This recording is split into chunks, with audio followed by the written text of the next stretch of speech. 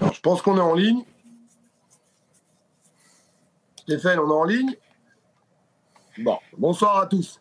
Je vous avais dit qu'on ferait, je vous avais dit qu'on ferait un petit live pour le 11 septembre, une date qui est très très importante, surtout avec l'évolution des choses. Je crois qu'on est tous d'accord pour dire qu'on veut plus du pass sanitaire, on veut plus de la vaccination obligatoire, qu'on est tous là pour défendre nos enfants. Je répète à tout le monde, et je l'ai répété des centaines de fois, mais je vais continuer à le faire. Je suis pas organisateur de manifestation, mais je suis là pour donner de la visibilité à tous les gens qui font un énorme boulot pour organiser tout ça. Et je pense que c'est super important de pouvoir les entendre. Il y a beaucoup de gens qui ont besoin d'informations, savoir un petit peu comment que ça va se passer. Il y a plein d'acteurs présents qui vous donneront ces infos. Puis il y a d'autres acteurs qui vous donneront aussi leur visibilité des choses, leur façon de voir les choses, du pourquoi, du comment ils vont se déplacer à Paris. Je pense que moi, personnellement, et après je laisserai la parole tout de suite à Adama derrière, je pense que moi, personnellement, vous savez, les médias, aujourd'hui, n'essayent pas de faire voir la réalité en fait, des choses, de tout ce qui se passe dans toutes les villes de France. Si on avait l'intelligence de tous se concentrer au même endroit, premièrement, les médias français, mais les médias du monde, ne pourront plus cacher les choses, ne pourront plus cacher les chiffres et ne pourront plus cacher la foule.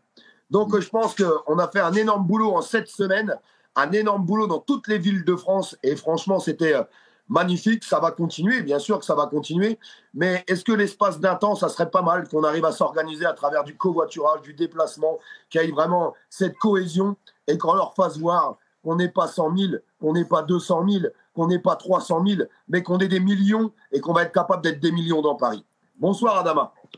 Bonsoir tout le monde. Bonsoir tout le monde. Je tiens tout d'abord à remercier Olive et de nous donner l'opportunité de pouvoir communiquer sur le 11 septembre, une date importante qui va permettre à une large partie de la population de revendiquer haut et fort non au pass sanitaire, non au vaccin obligatoire pour nos enfants et oui à la liberté. Je suis accompagné de Isabelle et de Véronique, 2 sœurs de cœur, 2 sœurs du sud de la France. Pourquoi? Car il faut vraiment qu'on fasse la jonction entre les 2 France qu'ils ont essayé de diviser depuis de nombreuses années et que le pass sanitaire doit tous nous réunir. S'il vous plaît, pensez à vos enfants, pensez à vos frères et à vos sœurs, pensez aux gens que vous aimez et toutes ces personnes aujourd'hui qui se voient refuser l'accès mais à des lieux des cafés, des cinémas. C'est très grave. Et qu'aujourd'hui, on a le devoir de relever la tête. Donc, nous, depuis 2 mois avec Isabelle, Véronique et une large partie de la population dite la majorité silencieuse, on s'est organisé en bonne intelligence afin de construire un projet viable. C'est-à-dire, tous rendez-vous à 10 h à Paris. On ne sait pas quand on va rentrer chez nous. Tant qu'on n'a pas de réponse par rapport au pass sanitaire. On veut son abrogation. On veut l'abroger. On veut qu'il soit retiré car aujourd'hui, il n'a plus lieu d'être. Jusqu'à preuve du contraire, jusqu'au jour d'aujourd'hui, le pass sanitaire n'interrompt pas la transmission du Covid-19. N'interrompt pas la transmission du Covid-19. S'il vous plaît, on a besoin de vous, on a besoin de l'ensemble de la population. Dépassons tous ces clivages de zones géographiques, d'orientation sexuelle, d'identité de genre, de classe sociale. Là, on doit ramener l'amour de l'histoire de France. Nos mœurs doivent nous interdire d'accepter le pass sanitaire. Donc là, je vais laisser la parole à Véronique, après à Isabelle. Ils vont quand même véhiculer la force de la femme. Car moi, je pars du principe que la femme, c'est l'avenir de l'homme avec un grand H. Je le répète, la femme, c'est l'avenir de l'homme avec un grand H, mais surtout, c'est des femmes du Sud. Et dans le Sud, on sait, les femmes à cogne. Véronique, c'est à toi. Donc, moi, ce que je peux dire, c'est que, excusez-moi pour la voix, mais j'ai perdu un petit peu la voix. Donc, vous dire simplement que c'est l'unité. On doit tous faire un bloc. On est tous ensemble. De toute façon, on a tous le même sang qui coule dans nos veines. Donc, qu'on soit blanc, qu'on soit noir, qu'on soit de toute catégorie sociale, qu'il n'y ait pas de ségrégation sociale, qu'on soit tous unis. Ça suffit de toujours faire des reproches de ci, de là. On doit être tous dans l'unité. Et là, je demande à tout le monde pour le 11 septembre d'être ensemble. Ça suffit de toujours se séparer. On a tous la même cause. On a tous le même combat. On doit tous être ensemble. Donc c'est l'unité. Soyons tous forts, tous ensemble. Et je dis à toutes les mamans, si vous voulez aider vos enfants, si vous voulez avoir un avenir pour vos enfants, soyez là. Parce que c'est très difficile ce que vivent beaucoup de femmes, beaucoup de papas aussi solo, parce qu'on est tous plus ou moins séparés, on vit seuls. Et ce qu'on vit par rapport à nos enfants, ce qu'on vit par rapport à nos libertés, ce n'est plus possible, on n'a plus rien. On perd tout, quoi. On ne peut plus continuer comme ça. Donc je demande à tout le monde, que ça soit le sud, le nord, l'est, l'ouest, le centre, montez à Paris si vous le pouvez, si vous ne pouvez pas aller dans vos villes, mais au moins soyez tous unis. Prenez-vous tous dans les bras et soyez tous unis, on a tous le même combat. C'est tout ce que je demande. Voilà. Bravo. Un grand bravo, parce que c'est un vrai message qui sort du cœur et ça se sent. Et je crois que c'est les messages les plus importants. On va faire intervenir Jérémy entre deux, comme ça on va faire une femme, un homme, une femme, un homme. En plus, Jérémy est au travail, comme ça on est sûr de ne pas le perdre. Et puis après, on passera avec la jolie demoiselle qui est avec nous. Jérémy, 11 septembre, pourquoi? Alors, je ne suis pas organisateur, mais comme depuis le début, j'attends pas d'avoir des initiatives de moi-même ou autour de moi pour soutenir toutes les bonnes initiatives. C'est pour ça que je suis là. Et mon souhait samedi, c'est comme beaucoup. Le gouvernement en ce moment a été très efficace. Il a été efficace avec le pass sanitaire parce que non seulement il va finir de détruire notre institution de la santé, mais il est en même temps, et on en parle très peu, en train de détruire définitivement et d'aliéner nos enfants qui sont perdus. Je rappelle qu'il y a des classes depuis ce matin, notamment dans mon village, qui sont fermées pour des tests positifs où ni les enfants ni les parents n'y sont pour rien. Grâce à Dieu, et c'est rare, j'utilise ces mots-là, pas de dispute entre les parents pour, contre, ceci, cela, donc c'est plutôt top, les villages. Maintenant, ils ont été efficaces pour nous déviser. Ils ont été efficaces pour finir de tout détruire et ils sont efficaces pour nous faire perdre du temps et nous empêcher de voir tout ce qui arrive et tout ce qui se passe en termes de privilèges, en termes d'avantages, d'acquis sociaux dans ce pays. Il va se passer des choses très, très graves derrière. Et moi, je pense que si on est capable de faire bloc samedi tous ensemble, de manière intelligente et constructive, que les prises de parole ne sont pas là pour justifier d'un pour ou contre quelque chose, mais déjà, au nom de nos libertés, au nom des valeurs que porte notre pays et qui font cette bête nation, eh ben déjà, on aura gagné quelque chose. Voilà. Donc, c'est pour ça que je serai à Paris samedi matin 10h. C'est pour ça que je ne rentrerai pas à 17 ou 18 ou 19h et que je sais qu'il va se passer quelque chose. On le sent. Moi, ça fait 1 an et demi que je dis que le personnel hospitalier, la santé, seront la passerelle et les précurseurs peut-être d'une unité nationale dont on a besoin. Et je peux vous assurer, ne serait-ce que ce soir, il y a un nouveau groupe qui sort, qui est en train de s'organiser uniquement pour mener des actions sur les hôpitaux, mais aussi auprès de nos élus locaux et autres. Il va se passer quelque chose, c'est sûr, on n'en arrêtera pas là, mais il y en a marre de laisser ce gouvernement et ce système savourer ses victoires les unes après les autres. Moi, je suis hyper frustré. On est nombreux, on aimerait tellement pouvoir faire ça du matin au soir et du soir au matin et avoir les mêmes moyens qu'eux pour pouvoir combattre à égalité et pouvoir débattre en bonne intelligence et présenter nos arguments plutôt que de les étouffer avec des mots ou de les stigmatiser. Tiens, je vais voler le mot à notre ami parce que comme ça, il n'aura pas à le faire. Je pense qu'on vaut vraiment bien mieux que ça. Effectivement, on n'a pas tous la science infuse, on ne sait pas tout. On a du mal on est un peu perdu, on est en colère avec cette actualité qui nous emmène dans tous les sens. Mais la justice, la santé, l'éducation, c'est tout ce qui nous reste. Si on n'est pas capable de défendre ça, alors franchement, on n'a plus qu'à attendre le jour de la fin et laisser la place à des gens qui feront 150 de QI, dans lequel ils auront un cerveau qui sera hyper boosté avec tout ce qu'on sait. Moi, c'est pas ça que je veux. Je veux qu'on puisse continuer d'être imparfait, continuer de juger, continuer de s'engueuler, mais continuer d'avancer. On ne prétend pas qu'on a la science infuse. On ne dit pas que si quelqu'un a des arguments sur le pass sanitaire qui nous prouvent que ça aide au bon fonctionnement du pays, pas de problème. En attendant, tout ce que je sais sur la santé, je finirai là-dessus, c'est que pour 8 milliards d'économies qu'a voulu faire ce gouvernement, on en a dépensé 200 milliards pour gérer une crise sanitaire et pouvoir faire en sorte que tout ne s'écroulerait pas et qu'il nous reste encore 2-3 restos par-ci par-là et quelques institutions. Mais tout ça est en train d'être détruit et il est hors de question qu'on reste les bras croisés à rien faire.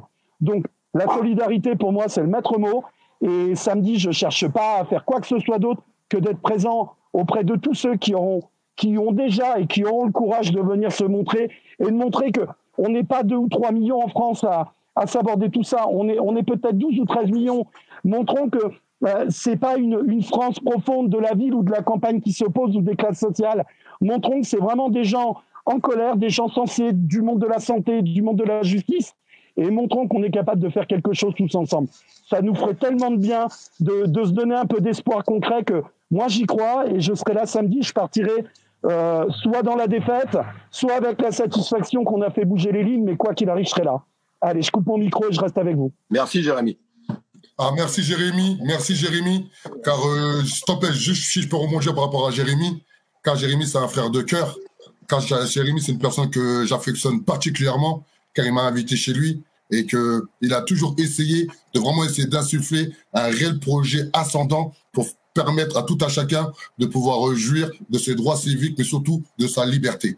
Donc Jérémy, je suis vraiment heureux qu'on sera côte à côte dans les rues de Paris afin de dénoncer le pass sanitaire et de créer liberté, liberté et liberté. Merci, merci, merci mon frère, ça me touche.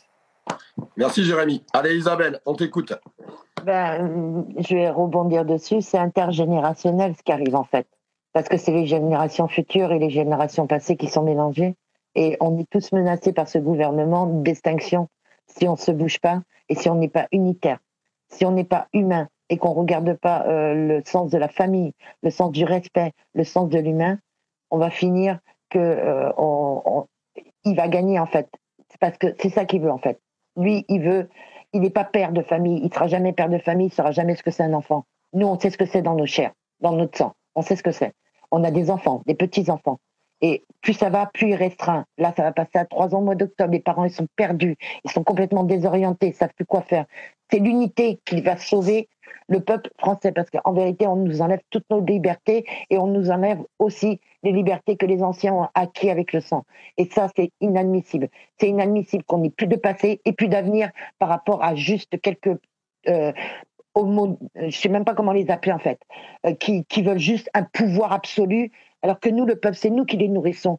Ils ont oublié pendant la crise sanitaire que c'est eux les employés et nous, on est les employeurs. Et là, qu'est-ce qu'ils sont en train de faire? Ils sont en train de foutre les employeurs dehors et les employés dehors. Mais c'est nous qui les payons. Si nous, on disparaît et que nos enfants, après, il n'y a plus de génération, on va devenir quoi? On va devenir des esclaves modernes? Et à la merci d'une oligarchie qu'on n'a rien à foutre, en fait, parce qu'un billet de 100 €, pour eux, c'est 1 euro. Mais nous, 100 €, c'est le budget pour manger le mois, ou pour élever nos enfants. Et là, ils sont en train de diviser. Tous les gens qui sont mariés, ils se prennent la tête. Tous les gens qui sont divorcés parce qu'ils ont une garde alternée, ils commencent à se prendre la tête pour la vaccination. Ils essayent de diviser dans tous les sens possibles. Le médical, ils veulent plus de médical, parce que le médical, c'est du social, donc ils n'en veulent pas. Les pompiers, c'est du social, il n'en faut pas. Tout ce qui est social et humain, ils en veulent plus, en fait. Désolée pour le coup de gueule, c'est rare que je parle comme ça, mais là...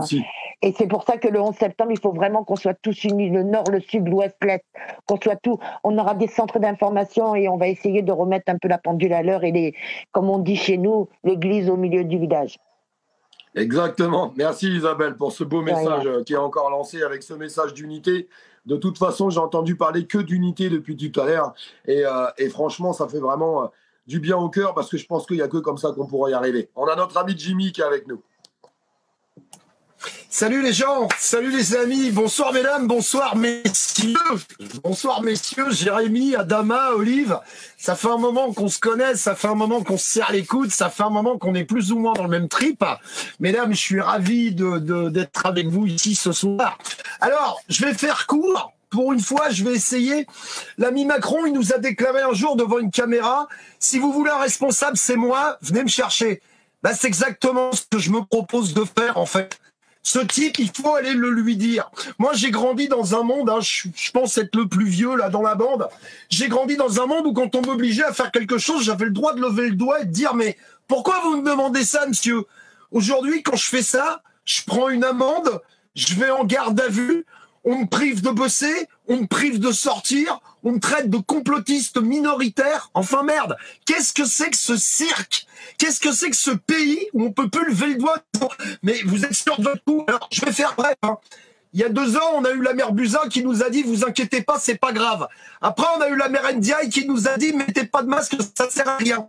Comment se fait-il qu'aujourd'hui, il faudrait faire confiance à ces gens-là quand ils nous sortent un pass sanitaire qui est absolument inapplicable et totalement incohérent. L'actualité récente nous l'a prouvé, entre les gens assis à table qui n'ont pas de masque, les gens derrière qui en ont un, les mecs à l'Assemblée nationale qui valident un pass sanitaire tout en prenant soin d'en être exemptés. En termes de cohérence sanitaire, c'est zéro. Moi, je veux bien qu'on prenne des mesures contre une maladie qui, chez certains, a des conséquences gravissimes et on ne peut pas les soigner dans de bonnes conditions parce qu'on est gouverné par des propres à rien, et chez d'autres, on les soigne beaucoup trop alors qu'il n'aurait besoin que quelques mesures minimalistes et responsables pour flinguer cette épidémie une bonne fois pour toutes. Parce qu'il n'est pas question de dire il n'y a rien, il est question de dire nous, parents, adultes responsables, nous sommes capables d'éduquer et d'assurer la santé et la sécurité de nos mômes. Merci d'arrêter de nous prendre pour des demeurés et de décider à notre place. J'interdis à quiconque dans cet univers et dans ses environs de prendre la moindre décision concernant mes mômes à ma place. Là, on a franchi l'inacceptable. On a franchi les limites à ne pas franchir. Il n'y a rien de plus sacré qu'un enfant et il n'y a rien de plus parlant qu'une société qui ne prend plus soin de ses enfants est une société qui va extrêmement mal. Alors samedi, on va pas se prendre la tête à savoir qui c'est qui marche en tête de cortège. Samedi, il n'est pas question de suivre un mec, il n'est pas question de suivre une nana, il n'est pas question de suivre une bannière ou une catégorie ou une classe ou une couleur ou une religion ou quoi ou qu'est-ce. La seule performance d'Emmanuel Macron pendant son mandat, c'est qu'il a réussi à nous mettre tous dans la merde. Artisans, chefs d'entreprise, PME, soignants, taxis, Uber, les gens qui sont précaires, les gens qui boursicotaient, qui gagnaient un peu de pognon, il nous a tous mis le nez dans la ch'tafa, cet imbécile. Donc si on se déplace pas en masse pour aller dire stop, pause, il faut qu'on s'arrête là, parce qu'on a des journalistes qui se prennent pour des politiques, des scientifiques qui se prennent pour des politiques qui se prennent pour des scientifiques. Il est temps, et je crois que c'est Isabelle qui l'a très bien déclaré, de remettre l'église au milieu du village, de dire vous posez tout ce que vous avez dans les mains là, parce que nous, de toute façon, on est venu ici pour s'asseoir par terre et vous dire tant que vous faites pas autrement, nous on bouge plus. On veut des réponses et des réponses qui tiennent debout. Et là, encore une fois, j'insiste là-dessus pour reprendre la pub d'une très mauvaise société américaine. Venez comme vous êtes. Il n'y a pas d'uniforme, il n'y a pas de signe distinctif, il n'y a pas. Vous êtes humain, ça suffit largement. Voilà. Venez samedi, ne venez pas pour quelqu'un, venez pour vous. Et si vous faites partie des sceptiques, si vous faites partie des gens qui sont englués dans ce maelstrom médiatique, en vous grattant la tête et en vous disant mais putain, à la télé on vous dit qu'ils vont faire comme ça. Eh ben venez samedi, les gens qui seront sur place, et croyez-moi, il y a des pros, il y a des pointures, il y a des cadors dans le tas, se feront un plaisir, soit de vous expliquer ce qui déconne, soit de vous donner les moyens de se faire toucher les fils en disant mais merde, ouais effectivement, comment ça se fait qu'il y a un Covid, un TGV qui en a pas dans le RER? Normalement, rien qu'avec ça, ça suffit pour rendre le truc stupide. Voilà. Portez-vous bien, soyez unis, soyez présents, déplacez-vous en masse, les gars l'ont dit, les nanas l'ont dit, organisez des convois. Moi, je pars de Normandie samedi matin à 6h00. J'ai encore une place dans ma charrette, le message est lancé. Si vous voulez, si vous êtes dans le coin, faites-le, il faut pas laisser passer ce truc, c'est à nous, le peuple, de décider. Merci à tous. Merci à toi, Jimmy. Vraiment, merci beaucoup. Adama, juste avant de finir, parce que je regardais le chat, il y a plein de choses qui remontent. Il y a deux grosses questions, donc je me permets de te les poser, parce qu'il y a des gens qui font la confusion et c'est bien que personne ne se trompe. Tu sais, on avait entendu, il y avait eu une grosse histoire sur Adama Traoré. En fait, des gens font confusion apparemment. J'essaye de leur expliquer qu'il y a plusieurs Adama et je pense que tu fais partie d'un... Moi, je sais, c'est parce que Traoré... C'est Dupont. Non, mais voilà, parce que les gens de l'amalgame, en fait, ils posaient pas la question méchamment, mais ils posaient. Non, bien sûr. Si tu faisais parmi de la famille Adama Traoré, comme on avait pu voir, et je te laisse répondre à ça. Je vais même aller plus loin que ça. C'est que les Traoré, c'est comme les Dupont. Dans le sens, c'est que nous, par rapport à mes origines, je suis d'origine malienne, c'est le nom de famille que signifie une classe sociale. Traoré, Diarra, Koulibaly, car à un moment donné, C'est important, lorsqu'on a une société comme la France, qui est plurielle, et cette duplicité crée une richesse et qui crée la culture française, de connaître les dialectes ou les sens de vie de tout à chacun. Ensuite, par rapport au 11 septembre, eh ben, le 11 septembre, c'est dépasser tous ces clivages. Le 11 septembre, c'est l'union. Car aujourd'hui, moi, prendre la parole sur le live de Olive, eh ben aujourd'hui, vu qu'on a bien donné tous les noms d'oiseaux à Olive, eh ben je vais avoir des détracteurs, que ne serait-ce être sur un live de Olive. Mais je ne suis pas sur le live de Olive. Olive nous permet d'avoir une tribune pour communiquer pour le 11 septembre. Et que vice-versa. C'est-à-dire certaines personnes qui me suivent depuis plus de 5 ans à l'échelle nationale, je suis à plus de 10 millions de vues, eh ben pourront m'en vouloir car je suis sur le live de Olive. Eh ben, c'est qu'ils n'ont rien compris. Car le 11 septembre, là, on parle de l'avenir de nos enfants. On parle d'être la fierté de nos aïeux. Et quand moi je dis les aïeux, c'est les Bourbons, c'est les Valois, c'est les Pépinides, c'est les Robertiens, c'est les Mérovingiens, les Carolingiens, les Capétiens. Car est-ce que moi j'ai le droit de dire que mes aïeux sont toutes ces personnes qui ont écrit l'histoire de la France? Je suis de culture française et je suis d'origine malienne. Et ça, à un moment donné, le 11 septembre n'a pas lieu d'être. Car le 11 septembre, c'est lutter contre le pass sanitaire. C'est lutter contre les lois liberticides. Car le pass sanitaire est juste la goutte d'eau qui a fait déborder le vase, s'il vous plaît. Car avant le pass sanitaire, il y a eu la loi de sécurité globale, il y a eu la loi contre le séparatisme, il y a eu la loi par rapport au régime des retraites, il y a eu l'augmentation du gasoil, il y a eu énormément de lois, de mesures liberticides qui ont fait sortir nombre de Français et de Françaises de Paris et ailleurs. Et que le 11 septembre doit être le point final. Le 11 septembre doit être l'union de la majorité silencieuse, dans sa duplicité, dans son amour, dans sa paix et dans sa dignité. C'est très, très, très important qu'on doit élever le débat politique. On doit élever le débat social. On doit tout simplement élever le débat humaniste. Car là, on parle de nos enfants. Là, on parle de l'histoire de la France. Là, on parle de l'histoire bleu, blanc, rouge. Là, on parle de l'histoire de la France avec toutes ces lettres de noblesse qu'on doit mettre au devant de la scène. Mais sans vous, sans le peuple, sans la majorité silencieuse, sans notre union, on ne pourra jamais faire reculer ce régime républicain et son délire autoritariste. Donc c'est pour ça que je tiens vraiment à remercier Olivier, car je sais très bien que lui-même, il va avoir certains commentaires ou certains retours où il va s'accrocher que sur mon nom. Ça ne dérange pas. Personne. Je sais très bien comment tu es, mon frère, on se connaît depuis des années. Ça fait 3 ans que je te connais, Adama, je tiens à le signaler à tout le monde et je le dirai à tout le monde. Adama, ça fait 3 ans que je le connais, 3 ans que je discute avec lui et il a toujours eu un énorme respect sur les choses et une droiture exemplaire. Et je tiens à le signaler et je tiens à le dire. Merci. Et voilà, et aujourd'hui, ça me tenait à cœur de mettre 2 femmes dans ce live, car moi, à titre personnel, il me manque énormément de figures femmes. Parlons maintenant en figure. Moi, je pense qu'aujourd'hui, on doit vraiment réfléchir à ça aussi, vraiment mettre des femmes en avant, donner l'opportunité aux femmes de discuter, car moi, à titre personnel, plus de 80% des appels que j'ai, c'est des femmes. Lorsqu'on est sur le terrain, au devant, c'est des femmes. Lorsqu'on voit les street medics, la plupart, c'est des femmes. Et à un moment donné, il faut redonner cette place aux femmes. Car sans cette égalité homme-femme, on ne pourra jamais faire reculer cet État autoritaire. Donc, je te laisse finir, Olivier. Je suis entièrement d'accord avec toi. En tout cas, tu as dit des belles paroles. On va faire en sorte, on va quitter ce live parce que je ne veux pas qu'il dure très très longtemps. Je vais juste demander à tout le monde, toutes les personnes qui nous regardent, il y a un geste très simple qu'on peut faire, c'est tout simplement le partager pour que ça puisse aller toucher tout le monde. Je sais qu'il y a beaucoup de problèmes en France, mais on se doit de les régler dans l'ordre. Et le premier des problèmes à régler, c'est l'avenir de nos enfants. Protéger nos enfants dans ce débat et dans les contradictions qu'on est en train de faire, ramener du cœur et aller faire les choses avec notre cœur. On n'est tous pas d'accord. Je connais pas beaucoup de parents qui veulent pas protéger leurs gosses. J'aimerais qu'ils soient tous là, qu'on arrive à envoyer ce message d'unité, qu'on arrive à dégager ce pass sanitaire, ce pass de la honte, ces vaccinations obligatoires avec le 15 septembre où énormément de salariés qui ont été là, qu'on a applaudi à 20h, vont perdre leur emploi, vont se faire licencier. C'est une honte totale. Macron est la honte de notre pays, Macron est la honte de la France et Macron est la honte de ces 40 ans de République. Il y en a eu, ils étaient honteux, mais lui il est pire que tout. Il est en train d'envoyer des hommes, il est en train d'envoyer des femmes dehors, dans la rue, parce qu'ils vont perdre leur emploi, leur maison, ils pourront plus nourrir leurs enfants. Alors maintenant il est temps d'aller taper du poing sur la table et d'aller dire stop à tout ça, tous ensemble. Des annonces seront faites jeudi ou vendredi sur les points de rassemblement.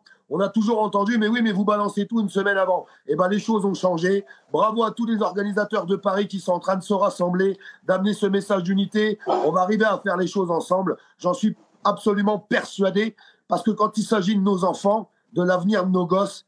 On n'a pas le droit d'avoir de division. On n'a pas le droit d'avoir d'ego. On n'a pas le droit d'avoir de jalousie. On a juste le droit d'être là et de passer ce message du cœur et qu'on se tienne tous main dans la main. Tous main dans la main et qu'on sorte avec une victoire. Je vous embrasse, les amis. Qu'on soit surtout pacifique et déterminé. Au revoir tout le monde.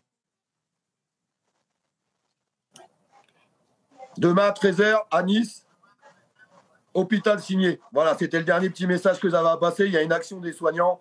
Demain, 13h, Nice, hôpital signé. Je serai pas présent parce que je suis dans le Nord. Je suis plus à Paris, mais je suis dans la région du Nord. Un grand soutien et je voulais passer ce message. Demain, 13h, hôpital signé pour Nice. Une action des soignants qui vont perdre leur boulot dans quelques jours. Voilà, c'était le petit mot de la fin. Je vous embrasse tous. À samedi.